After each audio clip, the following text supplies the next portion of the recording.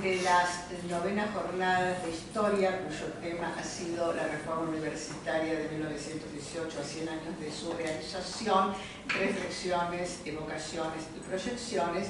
Estamos con 5 ponentes que han participado en estas jornadas y que son del extremo hacia aquí: el doctor Alejandro Herrero, la doctora Laura Buich, el doctor Abel Agüero, la doctora María Victoria Santórsola y la doctora Norma Riquelme.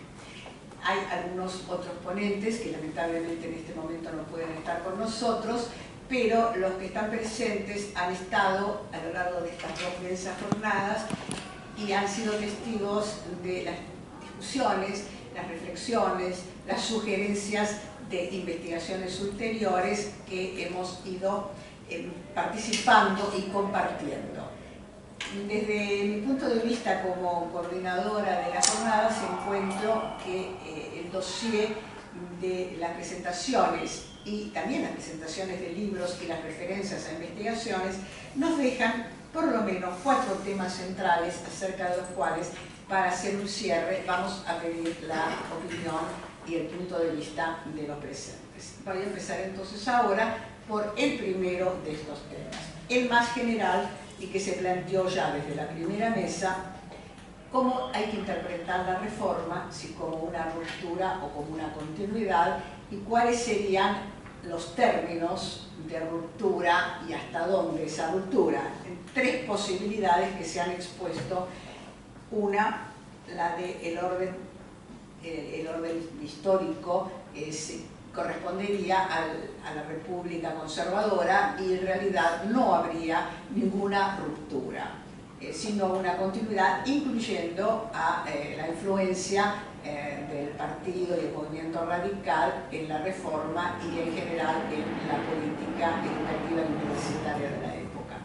Otra posición admite que sí hay una cierta ruptura y ve la ruptura entre el tradicionalismo y el liberalismo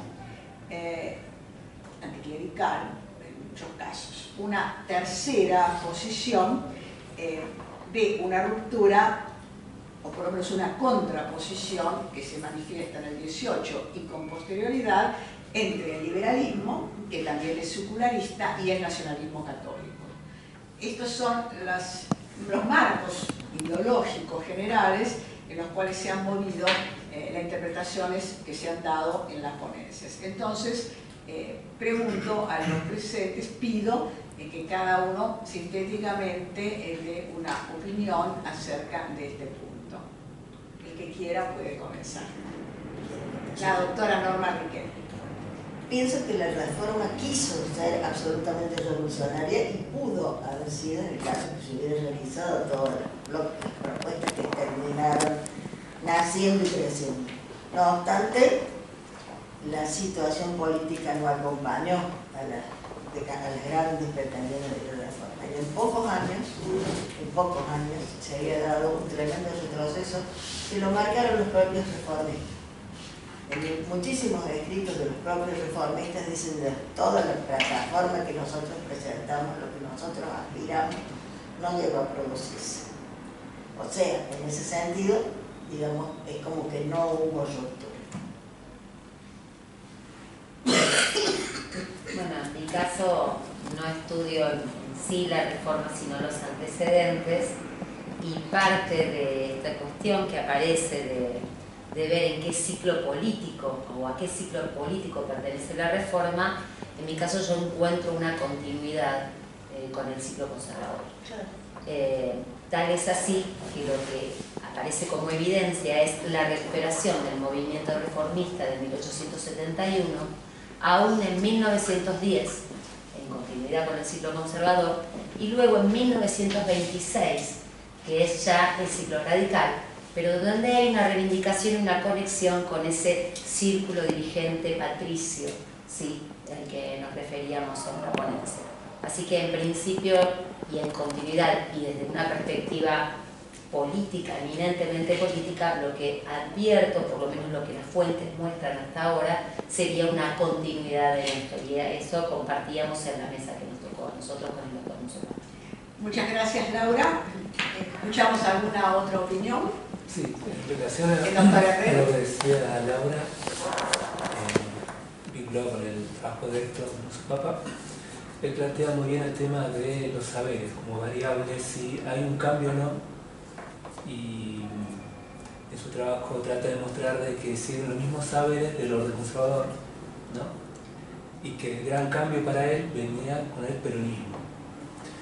Cuando uno analiza, por él se ubica en la Universidad de Córdoba y de Buenos Aires. Uno se ubica más en la Universidad de La Plata, donde hice un trabajo sobre la Universidad de La Plata. Uno puede seguir esto en este sentido, que cuando uno analiza el programa de Joaquín González, que funda, lo transforma de provincial a nacional a la Universidad de La Plata, ya aparece un nuevo saber. Aparece muy claramente hasta en el presupuesto que el mayor presupuesto está destinado a las carreras vinculadas con el trabajo, veterinaria y agronomía. Y luego de que Joaquín González deja la presidencia en el 18, eso se continúa, por lo menos hasta 1930 que yo lo estudié. Por lo tanto, hay toda una impronta que continúa en la universidad. Entonces, si uno lo ve desde un punto de vista de un cambio de saber, ¿no?, que se incorpora en la universidad, los saberes vinculados con el trabajo, ya está antes de la reforma. Por lo tanto, la reforma no viene a romper, sino, es más, ni toca ese tema, hasta donde yo sé, ¿no?, ni en las universidades de La Plata, ni en otras. Es más, he escuchado en alguna otra jornada sobre la reforma, que dicen que en otros países, cuando se habla en la década del 20 sobre la Universidad Argentina, no se habla de la reforma universitaria, sino que se habla de la Universidad de La Plata como un modelo de universidad vinculada con el trabajo, ¿no? Que ese es el otro tema, cómo se recepciona en otros países, ¿no? Bueno, quería decir solamente eso. Gracias, Alejandro. Yo creo que existe, que la reforma es un periodo de transición. No creo, opino que hay una convergencia de saberes, y eso es lo que yo estudio desde el programa, ¿no? Tres universidades, dos, Córdoba, Buenos Aires, La Plata, como dijo Alejandro, ya primera década del 20, ¿no?, más allá de la fundación y todo. Y es verdad, se plantea en el relato cristalizado que Córdoba es la clerical, Buenos Aires es la profesional y La Plata es la cientificista. Ahora, estos para mí son relatos que están armados a partir de toda una tradición y es como que provienen más del sentido común, que tienen alguna base, pero provienen más del discurso del sentido común. Ahora, cuando uno empieza a mirar con lupa cada uno de estos casos, realmente se da cuenta que no hubo una ruptura total con los saberes, porque los programas siguen siendo los mismos también en Córdoba y siguen siendo los mismos en las facultades de Buenos Aires. Y los cambios que se dan, bueno, esto es lo que presentamos nosotros junto con Moure y Luján Acosta en este trabajo, responden más a una cuestión de tipo estatutaria que a los saberes en sí mismos. Una mirada, gracias, diferente. Estamos viendo diferentes miradas generales políticas, estatutarias, reivindicaciones concretas. Bueno, te escuchamos. me toca a mí. Yo pienso que tomar el tema diciendo ruptura o continuidad es extremista en algunos casos, porque no se rompió nada, pero tampoco fue igual. Hubo una modificación, ¿cierto?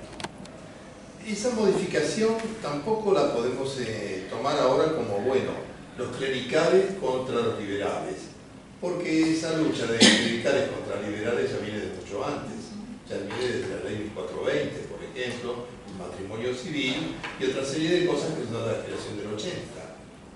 Es decir, si es así, bueno, esa disputa, esa pelea, como se quiere entender, ya es familiar para nosotros, porque ya viene de antes. Lo que yo creo es que hay que diferenciar entre los ideales un tanto difusos que manifestó la reforma, ideales, las palabras, y los hechos concretos que la reforma consiguió. Entonces, de los hechos concretos que la reforma consiguió, sí hubo cambios. El cogobierno de la universidad, las cátedras libres, la no asistencia obligatoria a las clases de los profesores, una serie de cosas que son realmente interesantes. Y en cuanto a la ruptura que podría decirse, podría haberse pasado en lo ideológico, no pasó. No pasó. Entonces, es más que nada algo que es un cambio, que incluso, y con esto termino, hasta lo refieren los mismos protagonistas de la reforma, porque ellos dicen que ellos no vienen a cambiar todo, ellos vienen con unas ciertas reivindicaciones muy claritas para la universidad. Después lo demás se verá después. Gracias. De estas intervenciones surge que esta mirada extremista que de alguna manera surge en todas las ponencias porque la historiografía la ha presentado así, pareciera más bien ser un producto de la historiografía que de la mente misma, hasta donde podamos conocerlo, de los mismos participantes. Y esta primera tanda de respuestas lleva a una segunda cuestión que me parece que es importante plantear para continuar profundizando, y es el tema de cuáles fueron entonces las influencias, si fueron estas influencias ideológicas, si tuvieron que ver con movimientos externos como la Revolución Rusa o como otros movimientos de tipo político en América o en Europa, cuáles fueron los contextos de adhesión que pudieron tener alguna influencia en las reivindicaciones concretas, en lo cual están todos de acuerdo que eso es lo que hubo, reivindicaciones concretas, y que aparentemente eso fue lo más importante y lo más visible en los agentes. Y también esta referencia a estas posibles influencias nos lleva al punto que mencionó Alejandro, y es que también es importante ver cómo se vio la reforma en otros países, pero también cómo se dieron en relación con Argentina algunos intentos de reforma en otros países, porque en principio no pareciera que los agentes argentinos se hubieran basado en un modelo, sino que más bien ellos mismos fueron modelos de otros, ¿no? Entonces me parece que este es un tema que vale la pena insistir, porque a pesar de que se ha escrito bastante, pareciera bastante sesgado ideológicamente por los intereses del propio historiador. Entonces me gustaría que en esta reunión ustedes dieran su opinión en el orden también que quieran, como cada uno se sienta inspirado. Si querés, vuelvo a empezar yo. Muy bien. Yo creo que nada se da en la historia de la humanidad porque sí, porque bueno, y en un momento cualquiera. Todo tiene un contexto ideológico. Siempre hay influencias. Y el principio del siglo fue un momento de quiebre, es decir, paso, como diría Ortega, de una generación a otra. Entonces, en los cambios generacionales del principio del siglo están las influencias que van a tocar a la reforma. Sea Lanier, sea Ugarte, sea tantos pensadores con tantos otros, que evidentemente tocaron a nuestros jóvenes, tocaron a los intelectuales porteños, que tuvieron muchísimo que ver en el movimiento cordobés, porque fueron los que fueron allá a apoyar a los reformistas, y que fueron conformando el mundo de ideas en el cual los reformistas se habían metido, por decirlo de alguna manera, con la idea de cambiar una cuestión intrauniversitaria, porque el problema empezó siendo absolutamente intrauniversitario, para transformarse después en un movimiento de proyección internacional. Entonces, para mí eso es así, ¿no es cierto? Hay un contexto que necesariamente se presta a un cambio. A mí me gustaría continuar este sentido y matizar esto, pensando en esto que decía Celina respecto de las construcciones que se hacen del grito de Córdoba, de los antecedentes y de la recepción posterior. Pareciera ser del caso que cuando uno empieza a estudiar la Reforma en estos procesos más amplios, empieza a revisar las fuentes y ve que mucho de esto que se dice o se cita después no se constata. Cuando uno va y revisa, ¿no?, los artículos, cuestión que hemos mostrado en las ponencias, no aparece esto que se dice o se nombra. Son construcciones y tienden a reivindicaciones de las banderas de la reforma del grito de Córdoba. O sea, se han tomado este proceso o esta cuestión y se ha tomado por lo menos un eje u otro y reivindicado posteriormente. Entonces el relato fue posterior. Por eso es interesante, y yo vuelvo a esto que decías, escuchar a quienes han formulado el manifiesto liminar, a los que actuaron, a los discursos, a los escritos. Entonces, desde esta perspectiva me gustaría como recuperar el aporte histórico, filosófico, pero esto de volver a la fuente, volver a documentarnos y revisar hasta las mismas citas de quienes documentaron en su momento la reforma. Revisar esta cuestión, por lo menos.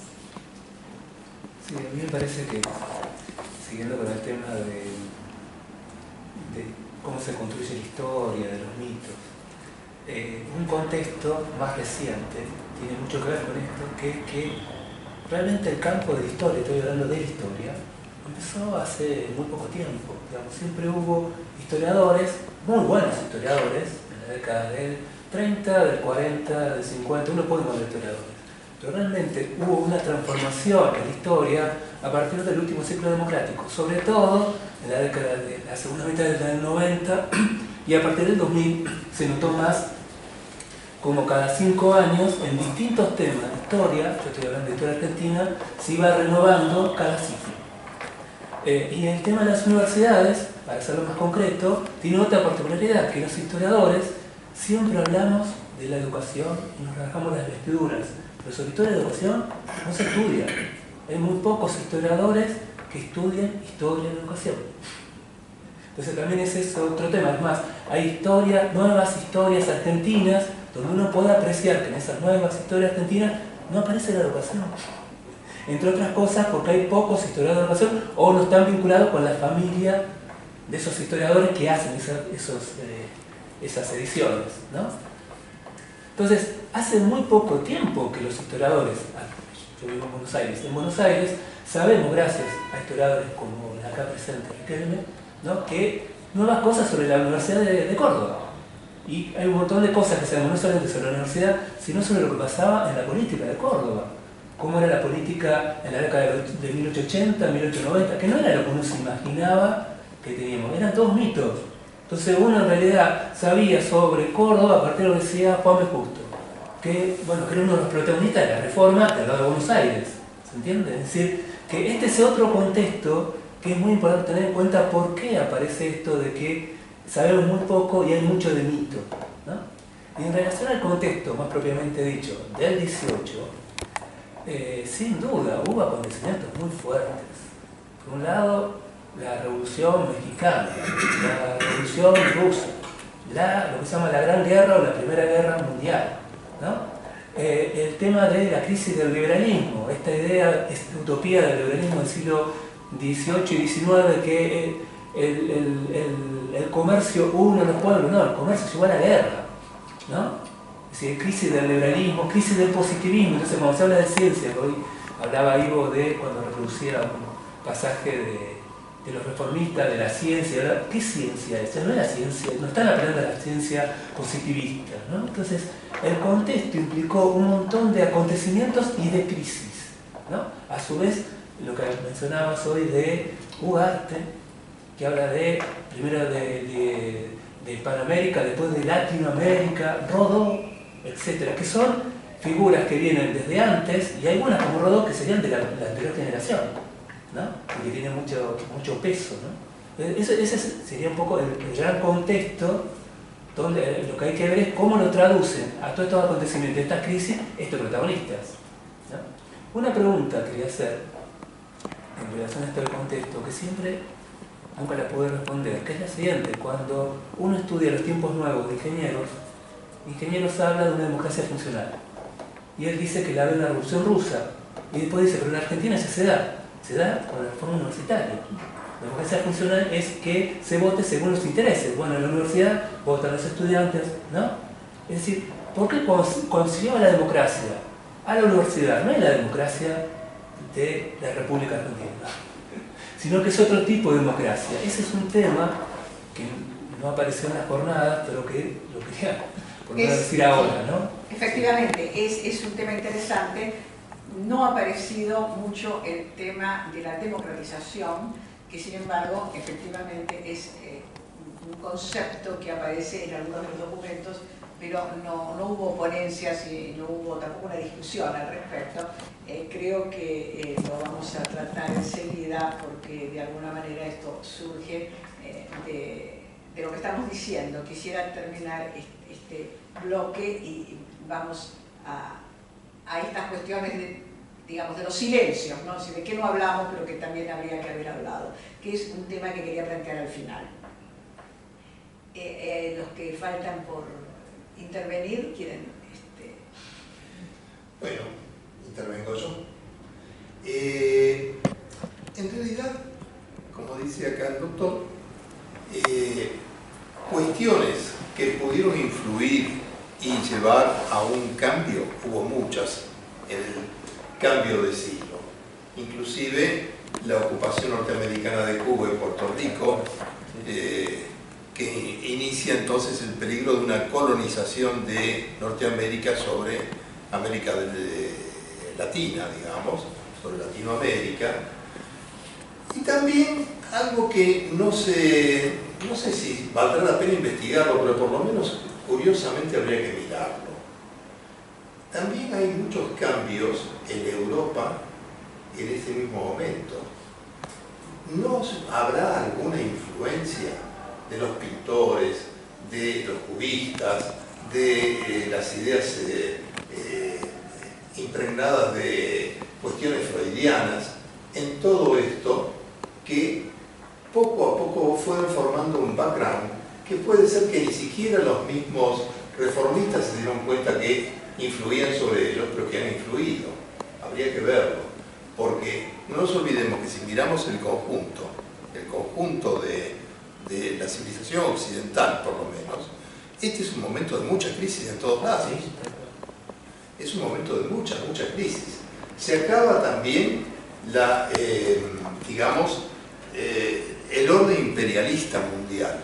Pese a que acá hay imperialismo, porque Estados Unidos empieza a invadir, en muchos lugares de Europa el imperialismo lleva a estas crisis que desangran a los países y que hacen ver que al final tener colonia no sé si vale la pena tanto, porque cuando nos estamos haciendo los números, la colonia es más onerosa que dejarlos libres y seguirlos explotando culturalmente y comercialmente, ¿verdad? Así que son muchas cosas que habría que ver todavía y que, bueno, no se pueden ver en 2 días, en una jornada de 2 días, pero sí habría que pacientemente buscar si no hubo otros elementos, aparte de los que ya todos podemos mencionar y conocer.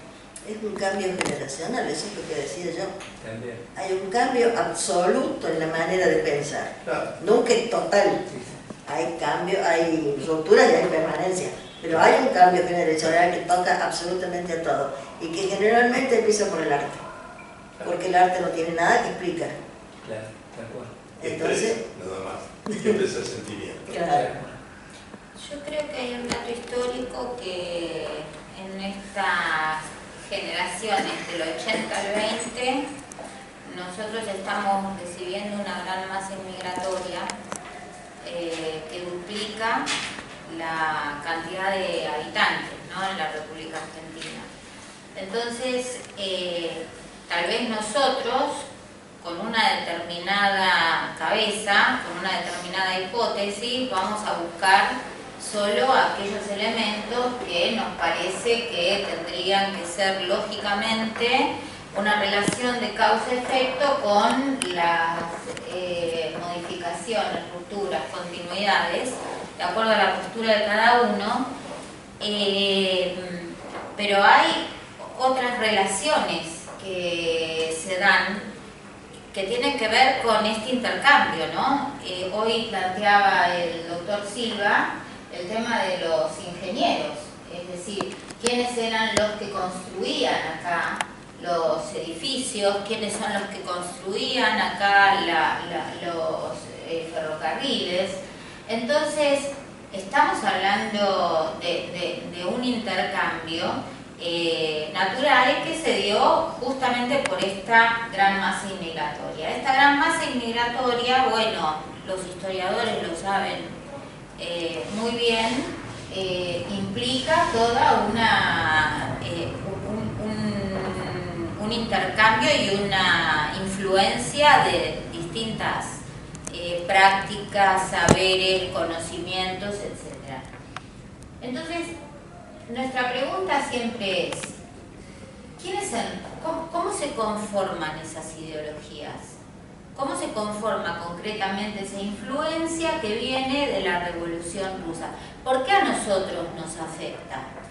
Más allá de nuestra clase política, que quisiera estar en contacto, más allá de todos estos intereses, hay algo que es natural y que se da en las bases y que tiene que ver también con esto que decía Alejandro con respecto a la necesidad de mirar con lupa a la educación de repente, porque ahí podemos encontrar otras respuestas, y entonces ahí podemos ver que hay una influencia de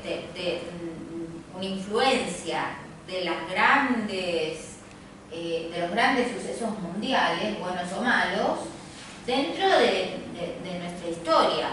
Y yo pensaba, ¿no?, mientras escuchábamos las ponencias, en educación no nos fue tan mal.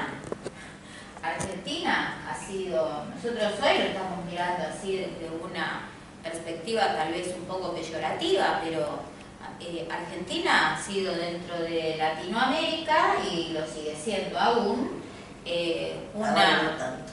Bueno, pero fue. La impronta educacional argentina fue muy importante. Y en el momento en que se da esto, nosotros estábamos recién creciendo en una política universitaria distinta. Tampoco teníamos políticas universitarias nosotros, porque solo teníamos la Universidad de Córdoba.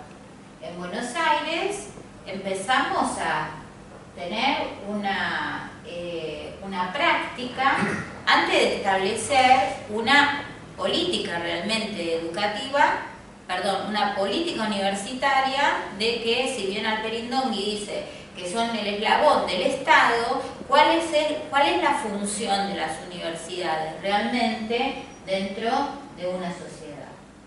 Entonces, esto nosotros yo creo que íbamos a tientas. De hecho, la Universidad de Buenos Aires se conforma por la unión de todas las escuelas que había en Buenos Aires que gestiona el padre Sáenz. Entonces, nosotros íbamos a tientas con todo esto.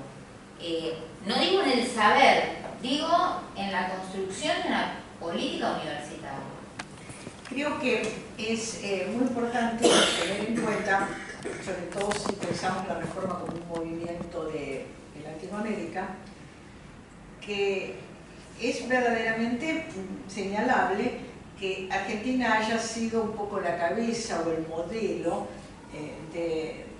de ciertos movimientos de reforma, teniendo en cuenta que precisamente Argentina es un país con menos trayectoria académica que los demás países de América, tal vez sacando Chile y Uruguay, que si pensamos en la cantidad de universidades de la época colonial, de 27 universidades, en lo que es el territorio argentino solo teníamos una.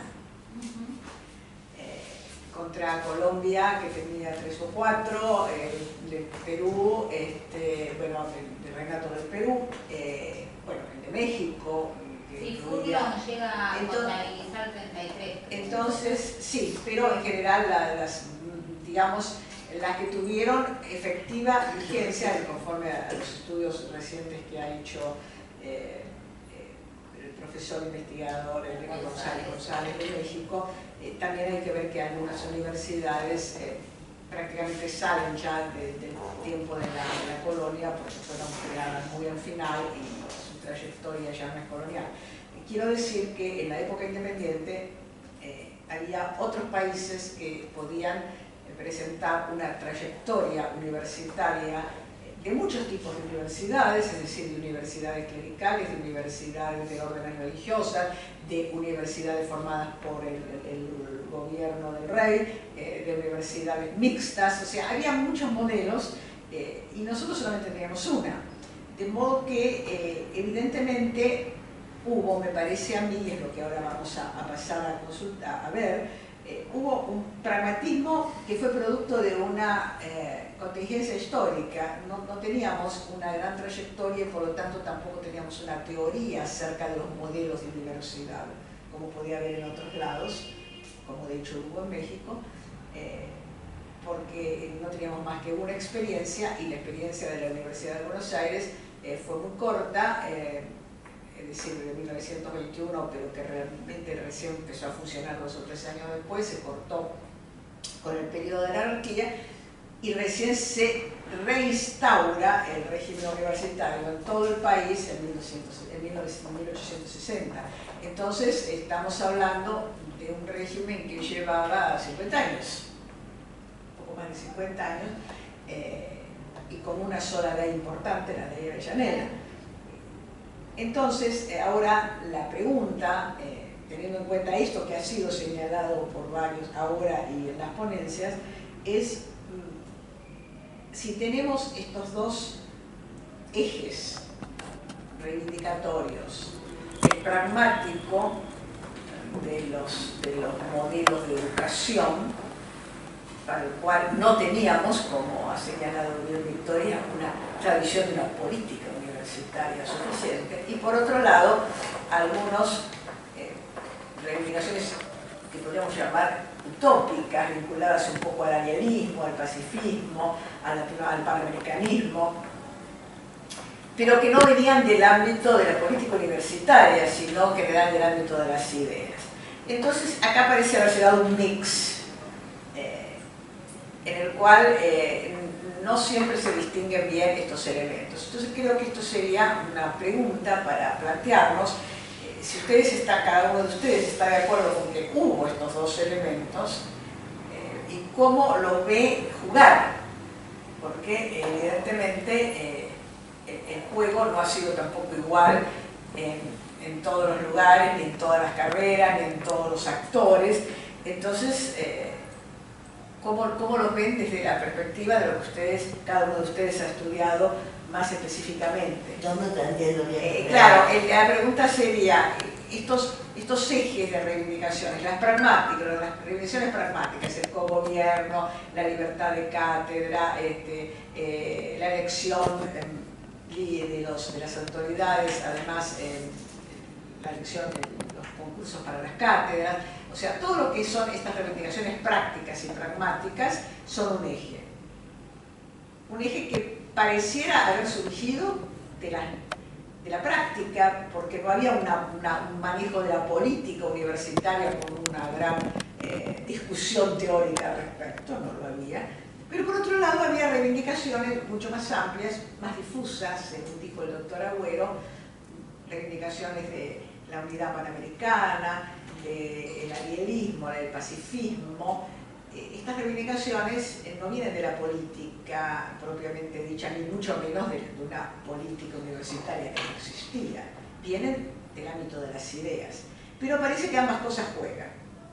Entonces, la pregunta que surge para la mesa es si están de acuerdo con que hubo estos dos ejes, estos dos tipos, estas dos modalidades de reivindicar, en concreto y más para el futuro y más inclusivamente con otras reivindicaciones sociales, etc.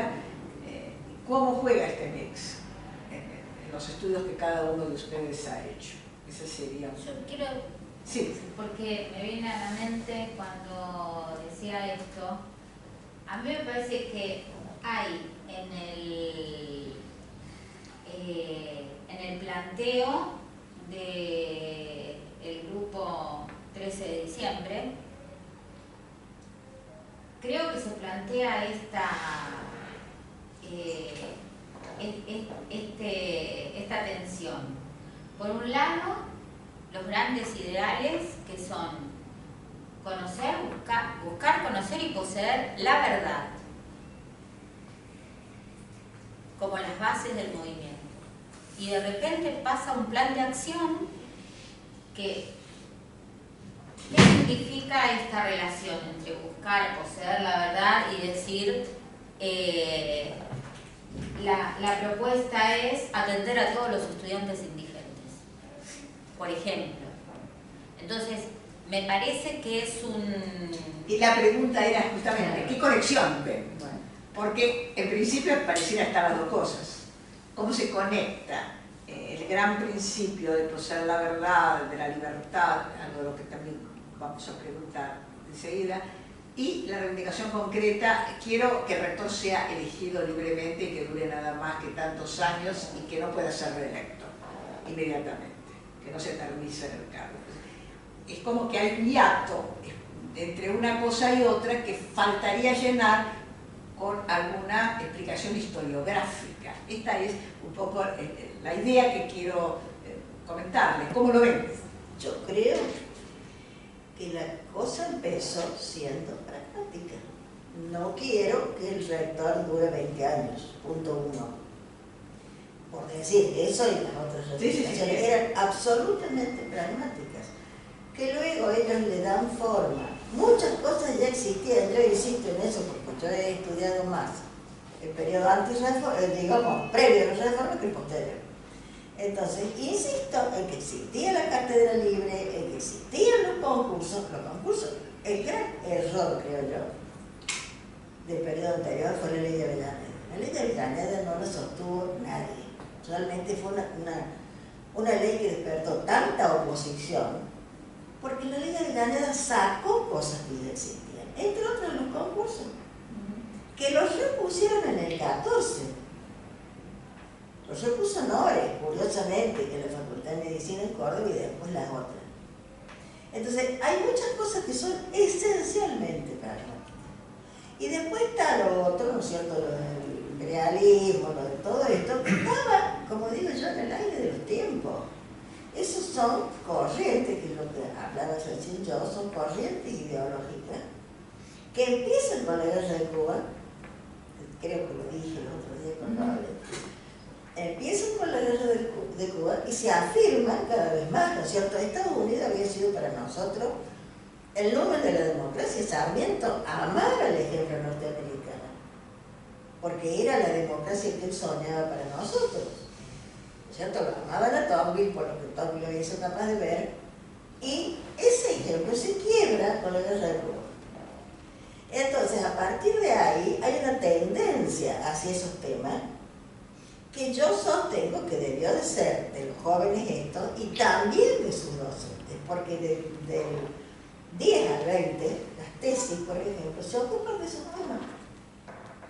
Cosa que no había sucedido antes porque no estaba en el ambiente. Como por ejemplo, no tiene nada que ver, pero por ejemplo, se produce la inmigración de la manera que se produjo, y en la primera década del siglo aparecen una cantidad de tesis sobre ese tema. Es decir, la tesis o lo que sea corre por el lado de lo que corren las corrientes de la época. Y con esto pasa lo mismo. Empieza siendo pragmático y junto con lo pragmático está lo otro que está ya en la ideología del conjunto. Me gustaría completar un poco en un cuadro más amplio.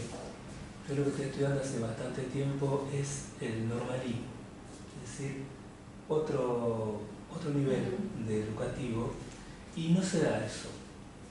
Es decir, se da toda una continuidad de, el ejemplo es Estados Unidos, ¿no? Y nunca se rompe.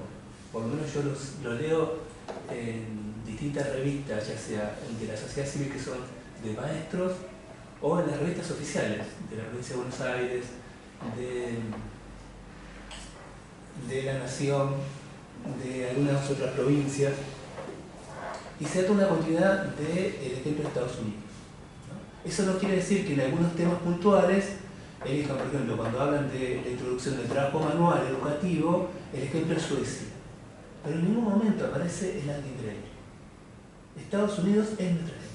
Yo creo que en ese momento, a lo mejor yo Sí. no sé nada. No, pero lo que me parece interesante es que lo que vos decís, yo lo veo a nivel universitario, pero no aparece en el nivel del magisterio. Claro, por eso digo, porque yo pienso que el tema... Por ejemplo, del Juan B. magisterio Justo o el Partido Socialista no están en contra de Estados Unidos.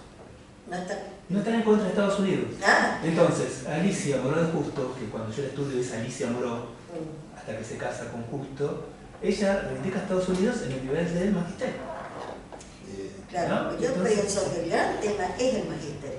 Nosotros no teníamos maestros. sí. Sí, Ahora, ¿por qué no se lo formó? Digamos, por ejemplo, por novedades. Claro. Es decir, vienen ahí sí con una continuidad, porque lo que quieren es que haya maestros. Claro. Yo tengo algunas cosas que pensé con respecto a la pregunta. En primer lugar, ideología o política universitaria. La Universidad de Córdoba es un colegio jesuita que después se transforma en universidad sin perder nunca su impronta de que fue un colegio jesuita y su prosapia, digamos, en cierto modo de importancia en el país por ser la única universidad. La Universidad de Buenos Aires se forma porque Rivadavia quería contentarse a sus partidarios poniendo una universidad para que sus hijos fueran doctores y que tuvieran que ir a Chuquisaca, porque a Córdoba no iban. La Universidad de La Plata, que es muy posterior, se hace en Pantán con la propia ciudad de La Plata. Ciudad de La Plata, que es la ciudad positivista de América, y la Universidad de La Plata, que es la Universidad Positivista de América. Que se haya hecho o no después esto es realidad, pero ese fue más o menos la idea de los creadores. Con lo cual, podríamos decir que la única que realmente tenía una política, o debería haber tenido una política universitaria, es La Plata. Porque Buenos Aires era para profesionalizar a la muchachada porteña. Y Córdoba era para mantener la prosapia colonial de una gran universidad vieja, antigua, que se mantenía allí. Pero de todas maneras,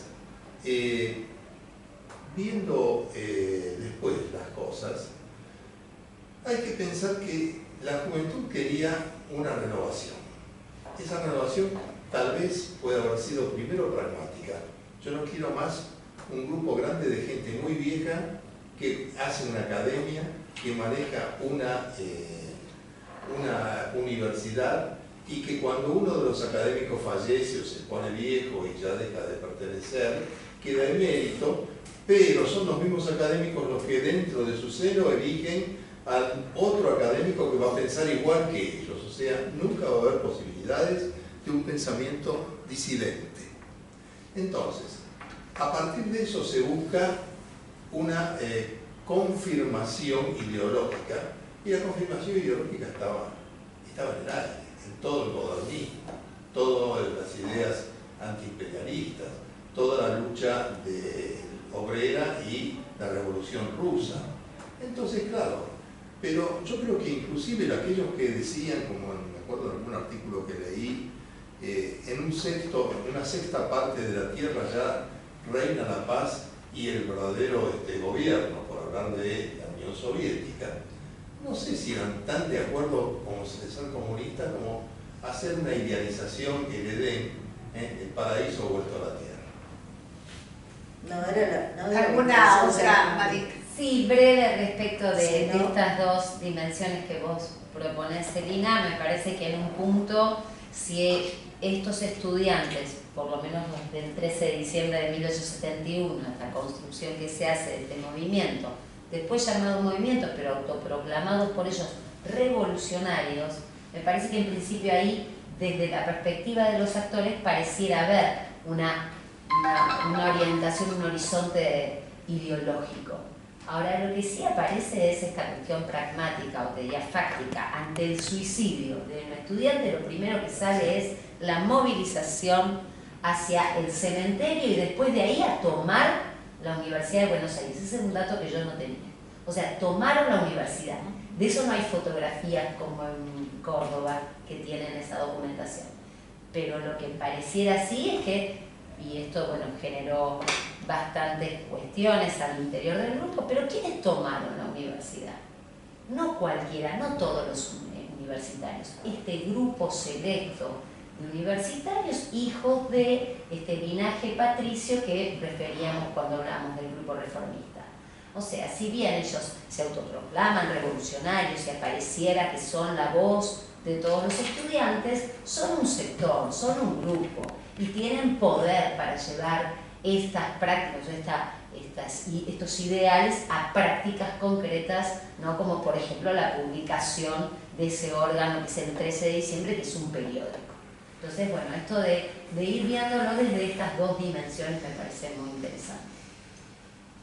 Bien, yo creo que es importante hablar de las dos dimensiones porque cuando nos preguntamos, y esto ha surgido, es una pregunta que surgía a cada momento, y por supuesto en otras reuniones sobre la reforma también, ¿qué quedó de la reforma? Para muchos parece haber un consenso de que el movimiento reformista en lo que tuvo de ideológico, de idealista, de grandes proyectos, no tuvo éxito. Ni siquiera es porque fuera un retroceso, sino que nunca ni siquiera logró, no se logró llegar, por ejemplo, a una federación latinoamericana, no se logró la Liga, no se logró tampoco impulsar en Argentina, para hablar más de nuestro caso, algunos de los motivos que eran muy importantes en las proclamas, la inclusión social, procesos de democratización de tipo más general, la apertura a las mujeres, la apertura a nuevas formas de reconocimiento social, como por ejemplo las cuestiones familiares, el divorcio, los hijos naturales, eran todas cosas que estaban en el ambiente, pero no se lograron a nivel de una reforma de tipo universitario. Lo pragmático, eso más grueso, más fuerte, eso parece en general haber tenido más éxito. Entonces, un poco para cerrar esta mesa, yo quisiera plantear que en estos estudios historiográficos acerca de esto, en lo cual parece haber un cierto consenso general, también se manifiestan algunas lagunas, algunos silencios, algunos baches, algunos huecos. Yo, por lo menos, detecto, no solamente en estas jornadas, que como dijo Abel, es imposible que uno trate todo en 2 jornadas, tampoco en otras, quiero decir, pareciera que son como silencios en la historiografía cuya causa habría que ver y tal vez impulsar a que se trate. Hay una cantidad de conceptos que se esgrimieron en la época y que están en los documentos. Democracia, libertad, ayuda social, podríamos decir en términos muy generales. Hay muchas frases que hacen a lo que podría ser ahora un asistencialismo entendido en el buen sentido. Formación de formadores, hiciste referencia al normalismo, hay una preocupación en los documentos por la formación primaria y secundaria. Me parece, y con esto quisiera que muy brevemente vayamos cerrando, ¿cuál considera cada uno de ustedes en un minuto que sería el silencio que hay que destapar? ¿De qué habría que ocuparse ahora para continuar con estas tareas? Brevísimamente para terminar. Yo no acuerdo, por ejemplo, en que la reforma haya traído la democratización de la universidad, para nada. Yo creo que lo dije cuando lo expuse, ¿no es cierto? La democratización para mí empezó por medicina muchísimo antes. Desde la escuela partera, que entraban mujeres de cualquier extracción, sobre todo inmigrantes. Siguió con la primera médica, que era una judía, que alguien habló acá, vos leíste otra vez Cristina Vera, que era Satsky, ¿no es cierto?, que se egresó en 1910. O sea que estudiarías, profundizarías este asunto de la democratización. Yo creo que la reforma ha dejado un montón de mitos. Estoy convencida que... Entonces tu propuesta sería demitificar. Desmitificar. Muy bien. Exacto. Tenemos una primera propuesta entonces para otra vez demitificar la historia. Yo pienso- ¿Alguna otra propuesta? Sí, yo pienso otra cosa.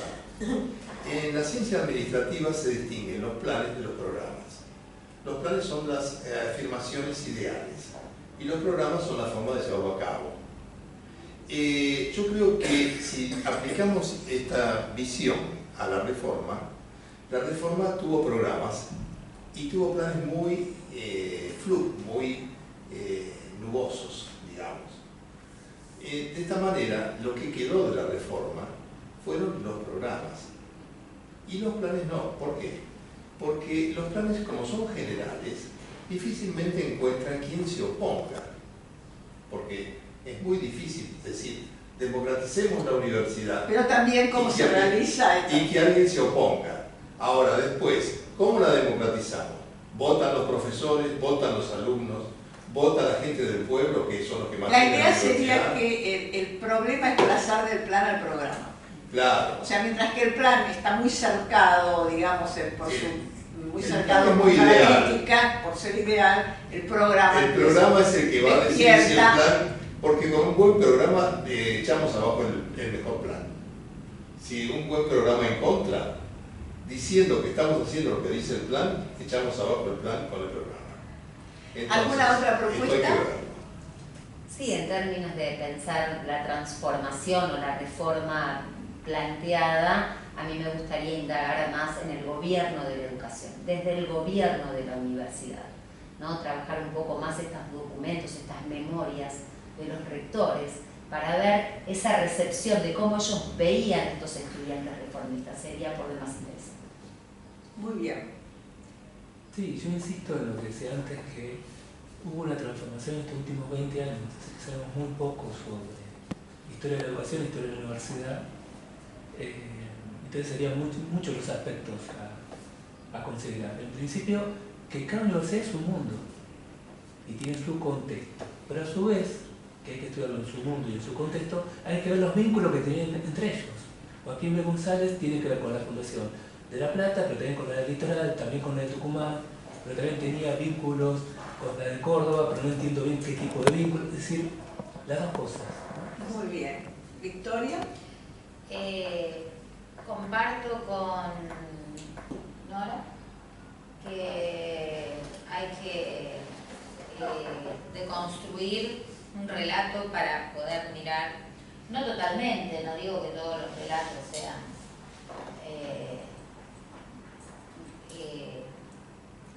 que tengan un despropósito, no pienso eso. Pero para reescribir esto hay que mirar determinados elementos, ¿no? Yo estoy de acuerdo con los documentos. Hay que volver a mirar los documentos y después nos volvemos a preguntar nosotros, ¿qué hacemos con la interpretación de estos documentos? De acuerdo, y yo quisiera añadir ya para cerrar que además de releer los documentos que ya tenemos, sería importante incorporar más documentos, que sin duda los hay y no los estamos visualizando. De esa manera creo que podríamos poner en cuestión la concepción heredada y ver si tenemos algunas nuevas miradas sobre la reforma dentro de otros 100 años. Muchas gracias por haber estado en esta mesa y con esto cerramos estas jornadas y esperamos que próximamente las actas con todas las intervenciones estén al alcance del público para que estas discusiones tengan una mayor apertura y puedan continuar, que eso es lo importante.